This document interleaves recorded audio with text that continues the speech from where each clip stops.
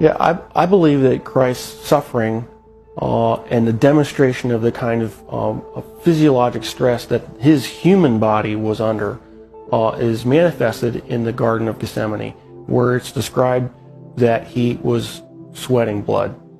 And there is a well-documented medical condition in which patients who are under tremendous amount of emotional stress and physiological stress can in fact sweat blood, because little blood vessels within the glands burst and then the blood is expressed.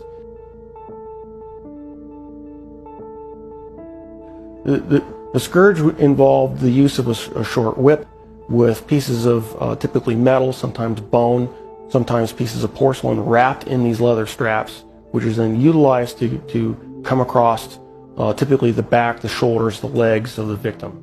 The first few passes across a particular body part would tear through the skin, the fat, but eventually, once the outer layers were torn away, it would start getting in the muscle and the tendon.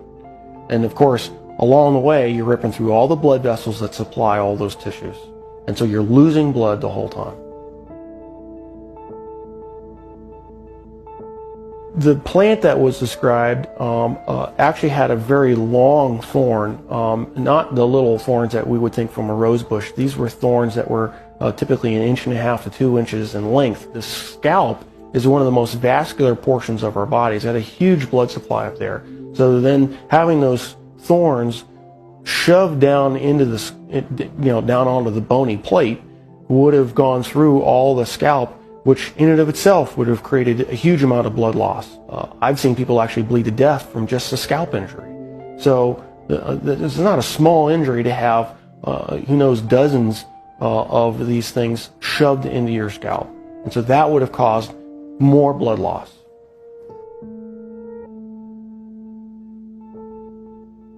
Typically, when a victim has to carry the cross, what has been described in the literature, in actual Roman literature, is they describe they carry the crossbar, and the crossbar is estimated was estimated to weigh about 110 pounds. And of course, if your arms are stuck out here, wrapped up on the crossbar, and you fall down, you need help getting up.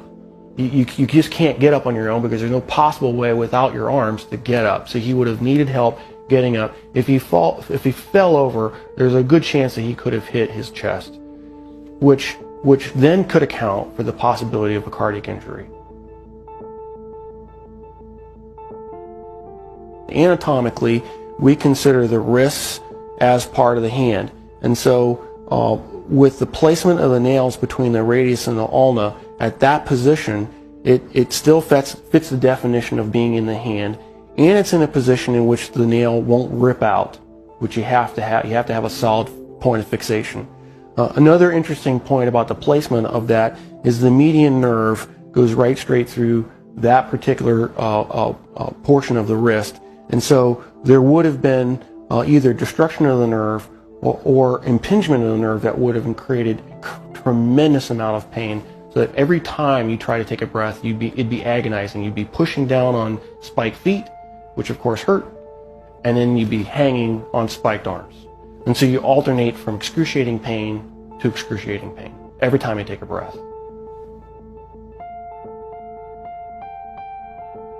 So even if he survives the actual crucifixion, he would have had to survive what I believe to be a lethal injury from the spear, just to find out whether he was alive or not. What's described is the loss of water and blood, and that would entail either either pleural effusion or pericardial effusion, and the blood would have come from either pulmonary artery, a pulmonary vein, the aorta or vena cava, or the heart itself. None of those injuries, unless you're treated immediately by a trauma surgeon like myself, with all the advanced equipment that we have, would be survivable after even a few minutes. Christ, as the Son of God, could have survived anything. He chose to manifest himself as a human at that point in time and allowed himself to die. And being human at that point in time, he could not have survived this particular series of traumas. It's not possible. Christ as God could have survived anything they threw at him. But he chose to be Christ, the human, at that point in time to die for our sins. And that given that self-limitation of remaining to be human, he died. He did not survive the event.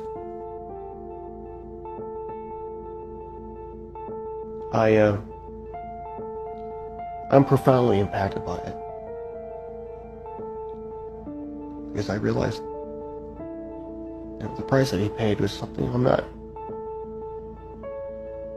I would never be willing to do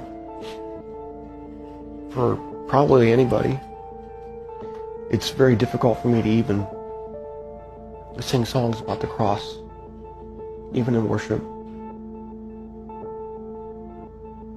Because I truly do understand what he paid, the price that he paid.